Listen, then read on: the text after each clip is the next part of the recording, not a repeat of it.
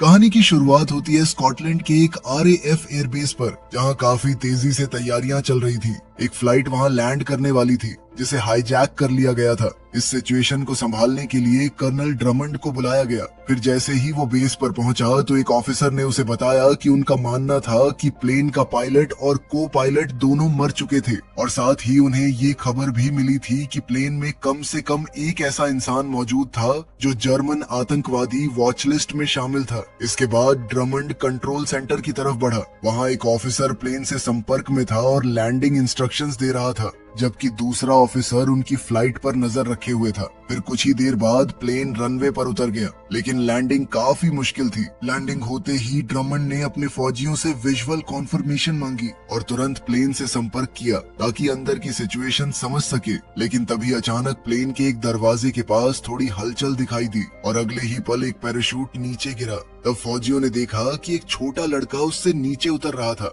फिर ड्रमंड ने तुरंत 2 RAF ट्रक्स को हुक्म दिया कि वो लड़के को वहां से सुरक्षित ले आए। इसी बीच उन्हें कॉकपिट के अंदर एक और इंसान नजर आया। ड्रमंड ने तुरंत रेडियो पर चेतावनी दी कि अगर उसने कोई गलत कदम उठाया तो फौजी तुरंत फायरिंग शुरू कर देंगे। फिर उसने उस आदमी को पायलट सीट पर बैठने और धीरे धीरे अपने हाथ ऊपर करने को कहा, लेकिन उस आदमी ने बस इतना कहा कि उसे प्लेन से बाहर आने दिया जाए ताकि वो सब कुछ समझा सके। वो बार बार दावा कर रहा था कि वो आतंकवादी नहीं था। फिर कुछ देर बाद ड्रमंड ने अपनी ट्रांसलेटर को उस लड़के से बात करने भेजा। उस लड़के का नाम टॉम था और उस वक्त डॉक्टर्स उसका चेकअप कर रहे थे, लेकिन ट्रांसलेटर को उससे कुछ खास पता नहीं चला क्योंकि टॉम पूरी तरह शॉक में था। फिर हम एक दिन पहले की कहानी देखते हैं। एक होटल कमरे में टॉम की माँ सोफी बाथरूम में फ्लाइट के लिए तैयार हो रही थी। थोड़ी देर बाद उसने न्यूयॉर्क में मौजूद अपने डॉक्टर से फोन पर बात की, जहां वो टॉम के साथ अपनी खुफिया बीमारी का इलाज करवाने जाने वाली थी। उधर टॉम ने उन्हें बताया कि उसने उनका सामान चेक कर लिया था। फिर रात के वक्त दोनों एयरपोर्ट पहुंचे। सोफी अपने बेटे से मिली और उसके बाद दोनों सिक्योरिटी चेक पार करके वेटिंग एरिया की तरफ बढ़ गए। लेकिन फ्लाइट से पहले सोफी वॉशरूम चली गई। वहां सोफी ने अपना दवाई का बैग खोला और एक सिरिंज में दवा भरने लगी। उसके बाद उसने बोतल से कुछ पिया और तुरंत उस ड्रिंक का असर उसके शरीर पर दिखने लगा। फिर उसने वो सिरिंज अपने अंदर इंजेक्ट कर ली। उधर वेटिंग रूम में फरीद फोन पर बात कर रहा था। तभी टॉम उससे बात करने लगा। दोनों के बीच काफी अच्छी बातचीत हुई और फिर फरीद ने उससे पूछा कि उसकी माँ कहाँ थी। खैर कुछ देर बाद सोफी भी वहां आ गई और फिर दोनों प्लेन के अंदर जाकर अपनी सीट्स पर बैठ गए। इसी बीच मेन एयर होस्टेस कॉकपिट में गई और उसने पायलट और को पायलट बास्टियन से पूछा कि क्या उन्हें कॉफी चाहिए। उसके बाद वो कॉफी लेने के लिए एयर होस्टेस स्टेशन की तरफ बढ़ गई। फिर उसने 8 बॉल को फर्स्ट क्लास में बैठे एक बदतमीज पैसेंजर को हैंडल करने को कहा। खैर कुछ ही देर में प्लेन ने जर्मनी से टेक ऑफ किया और सीधे US की तरफ निकल पड़ा।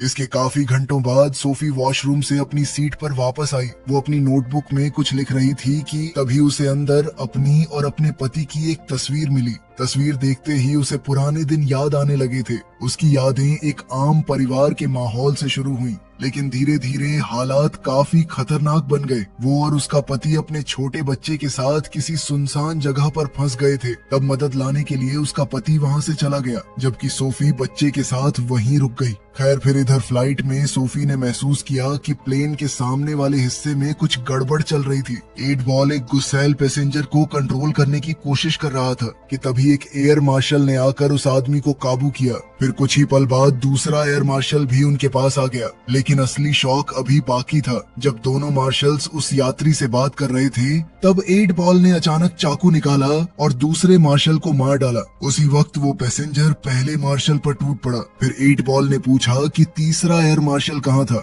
जैसे ही उसे खबर मिली, उसने अपने एक आदमी को उसे मारने भेज दिया। फिर कर्टिस ने तीसरे मार्शल को मारकर उसकी बंदूक ले ली और वापस 8 बॉल के पास आ गया। लेकिन उसके बाद जो हुआ उसने काल तक को हिला दिया। 8 बॉल ने बचे हुए मार्शल को बहुत ही बेरहमी से मार डाला था। दूसरी तरफ सोफी को महसूस होने लगा कि प्लेन में कुछ बहुत गलत हो रहा था। तभी अचानक 8 बॉल यात्रियों के पास वापस आया और सबको अपनी सीट्स पर बैठे रहने को कहा और साथ ही उनकी तरफ बंदूक तान दी। अगले ही पल उसके बाकी साथी भी सामने आ गए और सब यात्रियों को जबरदस्ती प्लेन के पिछले हिस्से की तरफ भेजने लगे। वहीं दूसरी ओर बर्ग कॉकपिट के पास गया और उसने दरवाजा खटखटाया। जैसे ही बस्टियन ने दरवाजा खोला तो बर्ग ने उसे बताया कि मैंने पहले ही पायलट को मार दिया है। इसके बाद हाईजैकर्स ने हैच खोला और पायलट की लाश को सीधे प्लेन के नीचे वाले लेवल में फेंक दिया। उसके बाद बर्ग ने यात्रियों के लिए ऐलान किया। उसने सबको बताया कि अब प्लेन उनके कब्जे में था और सब यात्रियों को हुक्म दिया कि वो अपने हाथ सामने वाली सीट पर रखें। उधर दाढ़ी वाला आदमी यूरी ब्लैक बॉक्स के पास गया और उसे रीप्रोग्राम करने लगा।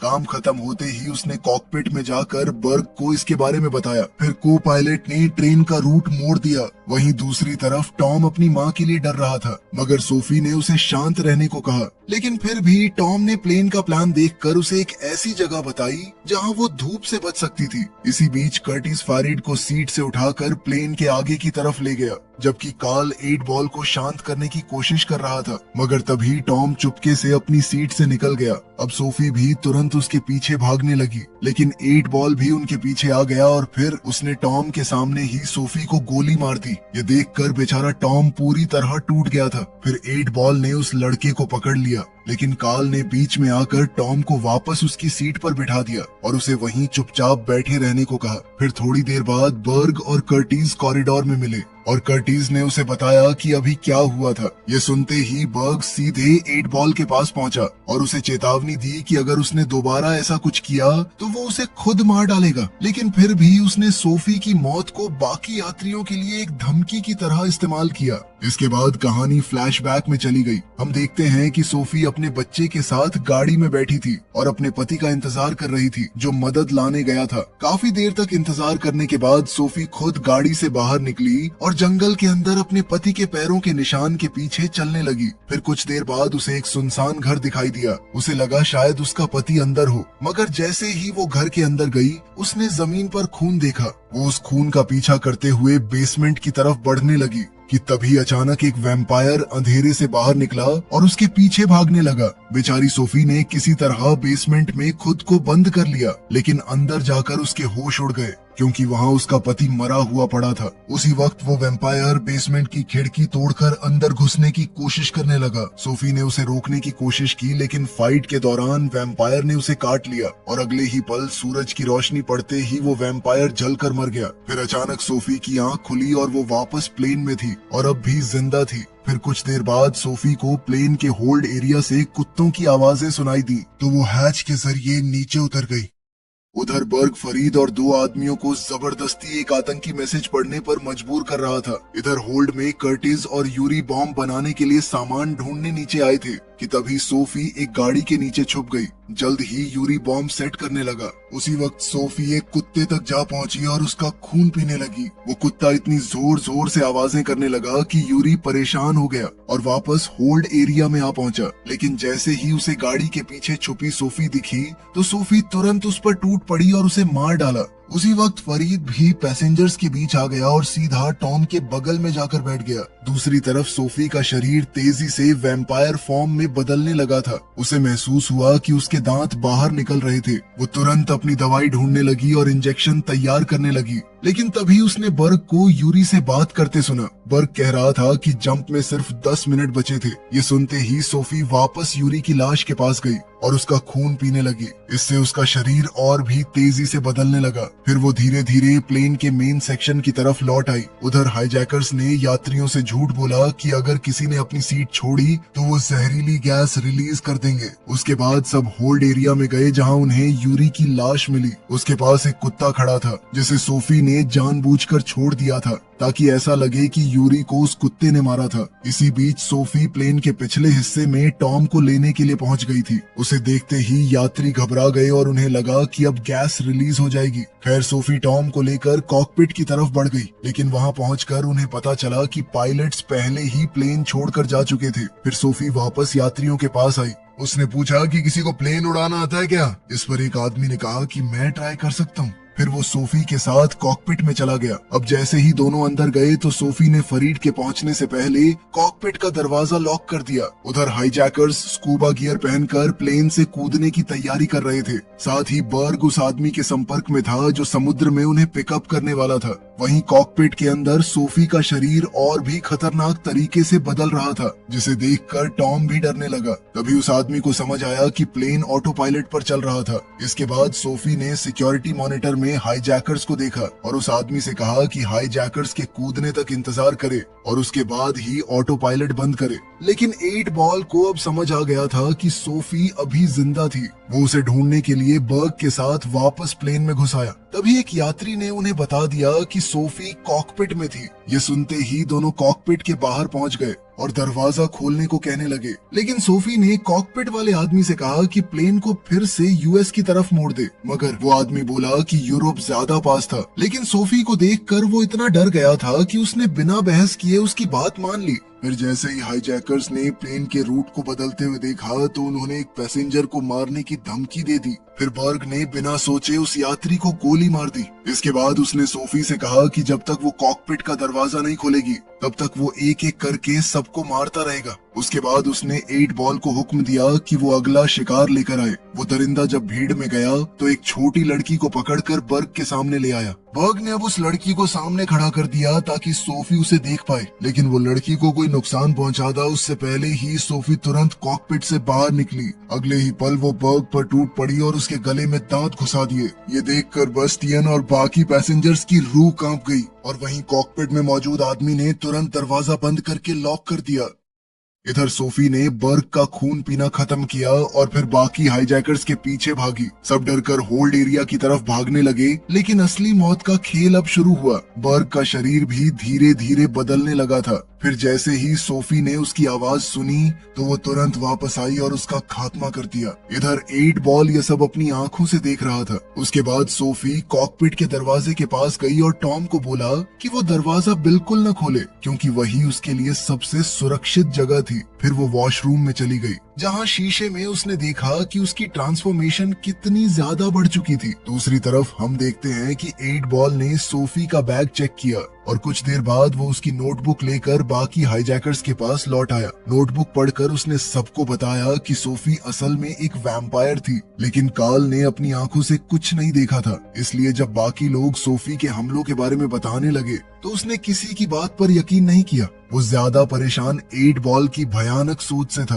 तभी 8 बॉल ने सबको एक यूवी लाइट दिखाई जिससे वो सोफी को नुकसान पहुंचाना चाहता था। उधर सोफी ने फिर से अपनी दवाई इंजेक्ट की और तभी एक और फ्लैशबैक शुरू हो गया। हम देखते हैं कि सोफी अपने बच्चे टॉम का ख्याल रखने की कोशिश कर रही थी और साथ ही अपनी खून की भूख भी शांत करने की। लेकिन जब बच्चा लगातार रोता रहा तो एक पल के लिए सोफी के अंदर का राक्षस बाहर आ गया। वो उस पर गुर्राने लगी, लेकिन अगले ही पल वो खुद को रोकने के लिए बाथरूम में भागी और अपने दांत तोड़ डाले ताकि वो टॉम को कभी नुकसान न पहुंचाए। इसके कुछ वक्त बाद सोफी वापस उसी घर में गई जहां वो वैम्पायर बनी थी। वहां उस वैम्पायर का बाप सामने आया जिसने सोफी को काटा था। उस आदमी ने बताया कि उसका बेटा कभी खुद को काबू नहीं कर पाया था, और सच तो ये था कि वो खुद भी नहीं कर पाता था, चाहे वो नॉर्मल दिखने का कितना भी नाटक करे। ये कहकर उसने सोफी को गोली मार दी, क्योंकि उसका मानना था कि उन जैसे लोग सिर्फ बदनसीबी और दर्द लेकर आते थे। वहीं प्लेन में 8 बॉल लकड़ी को छील कर एक भाला बना रहा था, जबकि बाकी हाईजैकर्स इस बात पर बहस कर रहे थे कि अब आगे क्या करना है। तब कार्ल ने बैस्टियन को समझाया कि हमारे पास बस एक ही तरीका है, किसी भी तरह कॉकपिट में घुसकर प्लेन को सही रूट पर लाना होगा। वहीं इसी बीच टॉम कॉकपिट से बाहर आ गया। अंदर मौजूद आदमी उसे रुकने के लिए चिल्लाता रहा, लेकिन टॉम ने किसी की नहीं सुनी। उसने किसी तरह वॉशरूम का दरवाजा खोलकर अपनी माँ को बाहर निकाला और जैसे ही कॉकपिट वाले आदमी ने उन्हें देखा तो उसने तुरंत खुद को वापस कॉकपिट में बंद कर लिया। उसी वक्त सोफी भी धीरे धीरे उठने लगी और सीधा 8 बॉल की तरफ बढ़ी, मगर 8 बॉल पहले से तैयार खड़ा था। उसके हाथ में लकड़ी का स्टेक और यूवी लाइट थी। अगले ही पल उसने यूवी लाइट सोफी पर डाली, जिससे उसकी त्वचा जलने लगी और वो दर्द से बेहोश होकर गिर पड़ी। ये देखकर 8 बॉल ने बाकी हाईजैकर्स को हुक्म दिया कि वो प्लेन का कंट्रोल वापस लें, जबकि वो खुद पीछे रुक गया ताकि ये समझ सके कि सोफी असल में थी क्या। तभी उसे एक सिरिंज मिली। अब वो उसमें सोफी का खून भरने लगा। अब जैसे ही वो लकड़ी के स्टेक से सोफी को मारने वाला था तभी टॉम वहाँ पर आ गया और 8 बॉल पर बंदूक तान दी, लेकिन वो दरिंदा बिल्कुल नहीं डरा। वो धीरे धीरे टॉम की तरफ बढ़ने लगा और जैसे ही उसने बंदूक पकड़ने की कोशिश की, अचानक से ट्रिगर दब गया और अगले ही पल प्लेन की खिड़की टूट गई। इस वजह से कैबिन का प्रेशर अचानक गिर गया और पूरा प्लेन जोर जोर से हिलने लगा। उधर कॉकपिट में बेस्टियन ने सबको सावधान किया कि ऑक्सीजन सिर्फ 10 मिनट के लिए बची थी और अगर प्लेन को जल्दी नीचे नहीं लाया गया तो सब मारे जाएंगे। इसी बीच हम देखते हैं कि सोफी ने टॉम को ऑक्सीजन मास्क तक पहुंचाया। फिर उसने जल्दी से बंदूक उठाई और 8 बॉल को गोली मार दी। इसके बाद 8 बॉल वहां से भागने लगा। दूसरी तरफ हम देखते हैं कि कॉकपिट में मौजूद आदमी एक साथ दरवाजा पकड़कर और ऑक्सीजन मास्क तक पहुंचकर खुद को बचा नहीं पाया और बेहोश हो गया। बस इसी मौके का फायदा उठाकर हाईजैकर्स वापस कॉकपिट के अंदर घुस गए थे। उधर सोफी टॉम को लेकर यात्री वाली साइड आई और उसे फारिद के हवाले कर दिया, मगर तभी अचानक प्लेन और भी नीचे गिरने लगा। लेकिन सोफी सीधे 8 बॉल के पीछे निकल पड़ी। फिर कुछ देर बाद उसने उसे एक बुलेट प्रूफ कार के अंदर छुपा हुआ पाया। अब सोफी ने उस पर कई गोलियां चलाई पर कोई असर नहीं हुआ और फिर 8 बॉल ने कुछ ऐसा किया जिसने सोफी को भी डरा दिया। उसने सिरिंज उठाई और अचानक सोफी का खून खुद के अंदर इंजेक्ट कर लिया। सोफी उसे रुकने की भीख मांगती रही, लेकिन अब बहुत देर हो चुकी थी। अगले ही पल 8 बॉल का शरीर भी बदलने लगा। तब सोफी को समझ आ गया कि उसे रोकने का सिर्फ एक ही तरीका बचा था। अब वो तुरंत माचिस और शराब ढूंढने लगी। फिर वो वापस कार के पास आई और पूरी शराब अंदर डाल दी। फिर अगले ही पल उसने आग लगा दी और 8 बॉल जिंदा जलने लगा। तब आग की रोशनी में सोफी को उस पुराने वैम्पायर की बातें याद आईं कि उन जैसे राक्षसों को अपनी बुराई दुनिया में फैलने नहीं देनी चाहिए। फिर सोफी ने 8 बॉल का चेहरा बार बार कुचलना शुरू कर दिया, लेकिन आखिरी वार से पहले 8 बॉल ने उससे एक बात कही। उसने कहा कि वो कभी अपने अंदर के राक्षस को काबू नहीं कर पाएगी।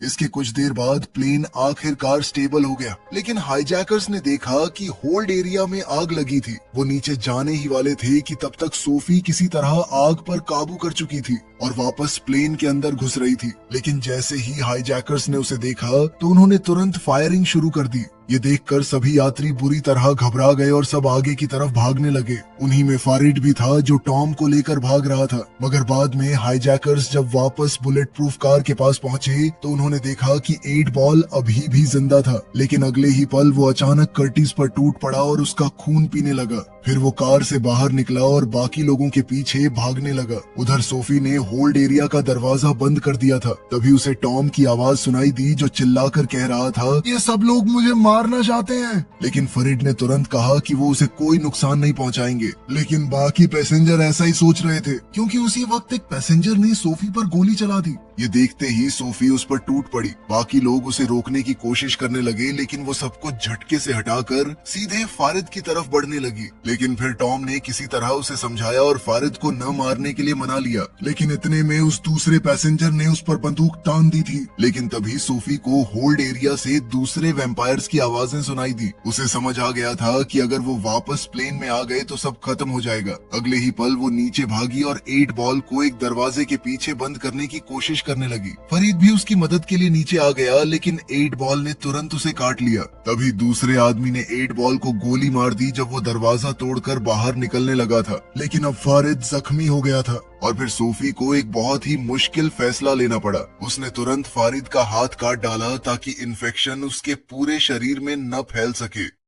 इसी बीच नीचे से कर्टिस, जो पूरी तरह से वैम्पायर बन चुका था, प्लेन में घुसने की कोशिश कर रहा था। लेकिन सोफी ने किसी तरह कर्टिस और 8 बॉल दोनों को खत्म कर दिया और एयर होस्टेस को वैम्पायर बनने से बचा लिया। उसके बाद वो वापस यात्रियों के पास गई जहां उसे बस्टियन मिला। फरीद भी सबको समझा रहा था कि सोफी उनकी मदद कर रही थी। फिर सोफी बस्टियन को लेकर कॉकपिट में गई। वहाँ बस्टियन ने बताया कि फ्यूल बहुत कम बचा है और उन्हें जल्दी से पास में एयरपोर्ट ढूंढकर लैंडिंग करनी पड़ेगी। इसके बाद फरीद और टॉम ने सोफी को समझाया कि वो कॉकपिट के नीचे वाली अंधेरी जगह में चली जाए, जबकि फरीद खुद बस्टियन के साथ वहीं रुक गया। फिर कुछ देर बाद जैसे ही पायलट का संपर्क पास के RAF एयरबेस से हुआ तो उसने उन्हें बताया कि प्लेन हाईजैक हो गया था, लेकिन उन्होंने जैसे तैसे हाईजैकर्स को हराकर कार्गो होल्ड में बंद कर दिया था। वहीं दूसरी तरफ टॉम अपनी माँ की दवाई ढूंढने के लिए ऊपर चला गया और तभी यात्रियों को होल्ड एरिया से वैम्पायर्स की खौफनाक आवाजें सुनाई देने लगी।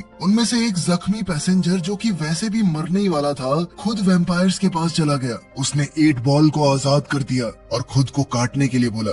लेकिन 8 बॉल ने तो उसकी तरफ देखा तक नहीं। वो सीधे भागकर बाकी यात्रियों पर टूट पड़ा। सोफी और फारिड ने देखा कि हर तरफ सिर्फ चीखें और खौफनाक मंजर था और बाकी यात्री जान बचाने के लिए कॉकपिट का दरवाजा तोड़ने की कोशिश कर रहे थे, मगर बेस्टियन ने कॉकपिट का दरवाजा खोलने से सीधे मना कर दिया। तब सोफी को समझ आ गया था कि प्लेन को लैंड करवाना बहुत खतरनाक होगा, क्योंकि अगर वैम्पायर्स बाहर निकल गए तो सब बर्बाद हो जाएगा। लेकिन फरीद का मानना था कि उन्हें प्लेन लैंड करना चाहिए और उसके बाद उसे बॉम्ब से उड़ा देना चाहिए। बस इसी प्लान के साथ वो दोनों फ्यूल टैंक के पास गए ताकि बॉम्ब सेट कर सके। अब वहाँ उन्हें डेटोनेटर तो मिल गया, लेकिन टाइमर मिसिंग था। हालात समझते हुए सोफी खुद को कुर्बान करने को तैयार हो गई। उसने कहा कि जब सब प्लेन से बाहर निकल जाएंगे तब वो खुद ब्लास्ट करेगी, लेकिन टॉम अपनी माँ को मरने के लिए छोड़ने को तैयार नहीं था। अगले ही पल वो यूवी लाइट लेकर होल्ड एरिया की तरफ भाग गया ताकि हाईजैकर्स का टाइमर ढूंढ सके। नीचे पहुंचते ही वैम्पायर्स उसके पीछे पड़ गए,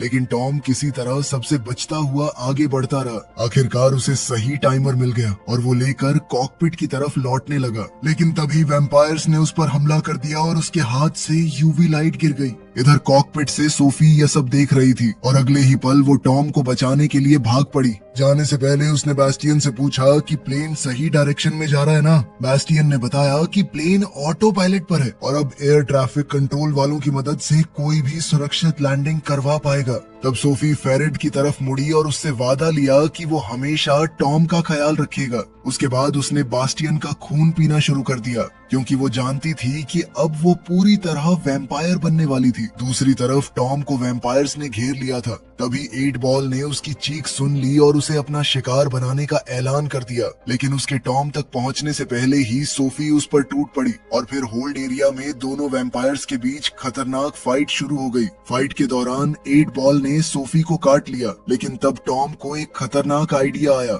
उसने होल्ड का दरवाजा खोलकर प्रेशर ब्लास्ट करने का प्लान बनाया ताकि सोफी 8 बॉल को बाहर धकेल सके। इसी बीच कॉकपिट में फरीद ने देखा कि टॉम नीचे अकेला फंस गया था और तभी 8 बॉल किसी तरह वापस प्लेन के अंदर आ गया और सीधे टॉम की तरफ बढ़ने लगा। इधर हालात देखते ही फरीद ने ऑटो पायलट बंद कर दिया और पूरे प्लेन को एक साइड टिल्ट कर दिया। अगले ही पल सूरज की रोशनी सीधे 8 बॉल पर पड़ी और वो जलकर मारा गया। उधर टॉम ने अपनी माँ को बचाने के लिए अपना ही खून उसे पिला दिया। कुछ पल बाद सोफी होश में आ गई, लेकिन अब वो मुश्किल से खुद को कंट्रोल कर पा रही थी। वो बार बार टॉम पर हमला करने वाली थी, इसलिए उसने खुद ही उसे दूर धकेल दिया और रेंगते हुए वापस होल्ड एरिया में चली गई। इसके बाद RAF बेस पर हम देखते हैं कि टॉम बार बार ट्रांसलेटर से कह रहा था कि फरीद को बचा लो, लेकिन वो रेसिस्ट ऑफिसर कहने लगी कि फरीद मेरे लिए बस एक आतंकवादी है और कुछ नहीं। मगर टॉम बार बार उन्हें समझाने की कोशिश कर रहा था कि उसे वैम्पायर से बचाना बहुत जरूरी है, वरना सूरज ढलने के बाद सब खत्म हो जाएगा। लेकिन किसी ने उसकी बात पर ध्यान नहीं दिया। आखिरकार डॉक्टर्स ने उसे नशे की दवा देकर बेहोश कर दिया और ड्रमंड ने फिर से पूरी कमांड संभाल ली। उसने अपने फौजियों को रुकने का हुक्म दिया, जबकि प्लेन के अंदर वैम्पायर्स बची हुई लाशों पर टूट पड़े थे। दूसरी तरफ फौज लगातार फरीद से संपर्क करने की कोशिश कर रही थी। वो उसे खुद को फौज के हवाले करने को कह रहे थे, लेकिन कोई भी उसकी बात समझ नहीं पा रहा था। फरीद बार बार उन्हें सावधान करता रहा, लेकिन किसी ने उसकी मिन्नतें नहीं सुनी और फिर फौज ने उस पर फायरिंग कर दी। उसके बाद फौजी प्लेन के अंदर जा घुसे और फरीद को बाहर खींच लाए ताकि वो प्लेन ब्लास्ट न कर सके, लेकिन उन्हें बिल्कुल अंदाजा नहीं था कि अंदर उनका सामना किससे होने वाला था। उधर टॉम को हॉस्पिटल ले जाया जा रहा था, लेकिन रास्ते में ही उसने वो दवा उठाई जो उसके लिए रखी गई थी और पैरामेडिक को इंजेक्ट कर दिया। फिर उसने अपना टेडी बेयर उठाया और चलती गाड़ी से सीधे बाहर कूद गया। अगले ही पल वो पूरी तेज रफ्तार से प्लेन की तरफ भागने लगा। दूसरी तरफ फौजी जैसे ही प्लेन के अंदर घुसे तो वैम्पायर्स ने उन पर हमला कर दिया। फरीद उन्हें सावधान करता रहा, लेकिन अब बहुत देर हो चुकी थी। मगर कुछ पल बाद फरीद ने ट्रक के पीछे से टॉम को देखा। वो उसे आवाज देता रहा, लेकिन टॉम तक उसकी आवाज पहुंच ही नहीं पाई। जैसे ही टॉम प्लेन के पास पहुंचा तो उसने अपनी माँ को एक फौजी का खून पीते हुए देखा।